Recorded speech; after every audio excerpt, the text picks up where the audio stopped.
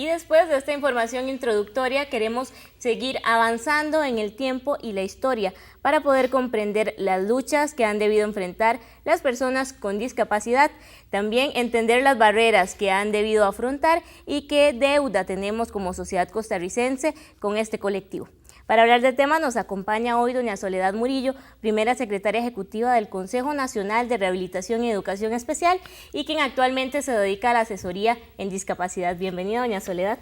Muchas gracias por esta oportunidad que me dan de volver a hablar sobre un tema que es tan importante en este momento, ¿verdad? Así es. Veíamos en la cápsula que presentamos antes de la entrevista cómo ha ido evolucionando históricamente. Veíamos las primeras etapas del abordaje de la discapacidad en Costa Rica.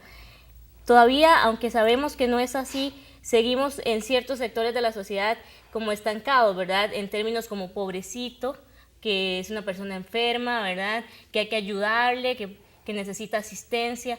¿Qué es lo que ha impedido que como sociedad costarricense a nivel estatal podamos dejar de lado ese paradigma e irnos actualizando con lo que conocemos ahora, derechos humanos, por ejemplo? Lo que pasa es que no podemos cortar un paradigma y pensar que comenzamos otro, porque los paradigmas se van pasando poco a poco. Avanzamos en el paradigma social, pero todavía la gente no entiende qué es paradigma social. Lo entendemos nosotros, pero la gente todavía no ha tenido el tiempo ni el proceso educativo para saltar los paradigmas anteriores. Y también, aparte del proceso de educación de toda la sociedad en su conjunto, las instituciones públicas han quedado debiendo muchos aspectos, ¿verdad? A nivel estatal, las instituciones que están vinculadas a discapacidad entienden estos nuevos conceptos, estas nuevas formas de entender la discapacidad, pero ese conocimiento no se transmite y no es de alguna manera digerido en el resto de instituciones. ¿Qué podríamos hacer para ir, ¿verdad?, transmitiendo ese conocimiento a toda la institucionalidad costarricense? Mire, eso comienza incluso en nuestros hogares, ¿verdad? El proceso de cambio de cómo entendemos, cómo concebimos a una persona con discapacidad, inicia en los propios hogares.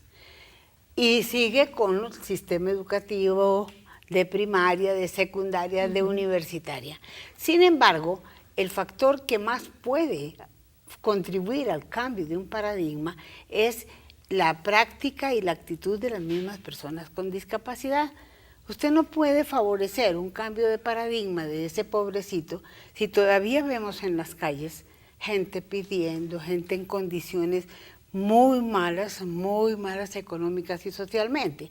Entonces, en la medida en que nosotros veamos a las personas con discapacidad que trabajan, que estudian, que forman sus familias, que progresan en muchos puestos y en muchas condiciones, ese cambio se va dando.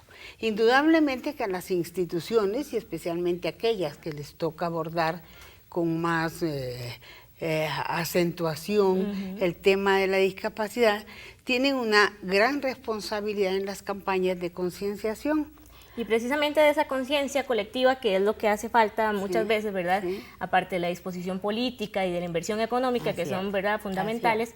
¿Qué consejos concretos le podemos dar a las personas que nos vinculamos con otras personas con discapacidad? De repente en las familias o en los círculos inmediatos de la persona con discapacidad, de repente entendemos, pero cuando no estamos vinculados, ¿qué hacer para nosotros hacer un cambio también a nivel personal? Yo quisiera apuntar el gran rol de los medios de comunicación, porque nosotros sin los medios de comunicación, y por eso me encantan estos programas, no podemos hacer ese cambio, pero tenemos que entender que son las personas con discapacidad las que más pueden desarrollar un rol más activo demostrando quién son.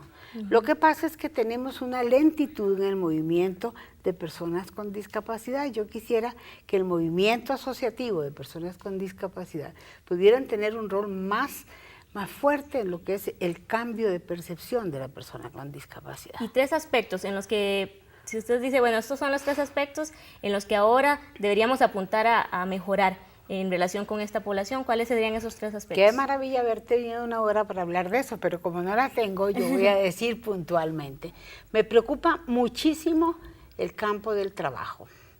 Tenemos unas leyes lindísimas, y una prioridad es poner las leyes en la práctica, nada hacemos con leyes en el papel. Estamos con deuda en el trabajo de la persona con discapacidad. Estamos con deuda en el movimiento asociativo de personas con discapacidad, que no avanza lo suficiente.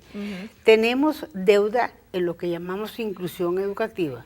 Nuestras universidades especialmente van un poquito atrás en todo el tema de inclusión.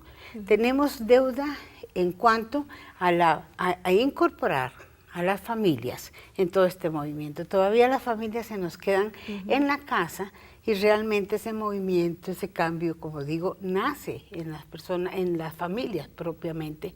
Pero yo acentúo mucho el que podamos insistir en que la discapacidad es materia de Estado, que por lo tanto, por más que se esté haciendo, necesitamos que el gobierno realmente apunte para poder avanzar. Y ese es un rol que todavía no lo logramos en la prioridad que necesitamos. Así es que sí, es un pedido a los, ahora que estamos en la parte política. ¿Verdad? Y ahora, bueno, en lo que resta del programa también analizaremos desde la visión de los colectivos con discapacidad este llamado que usted nos hace, doña Soledad, a la participación. Muchas gracias por este ratito que pudimos compartir. Ojalá fuera más el tiempo, pero le agradecemos mucho esta información. Cuando este es un tema para hablarlo mucho, con mucho tiempo, ¿verdad? Muchas gracias en realidad por este espacio. Muchas gracias a usted.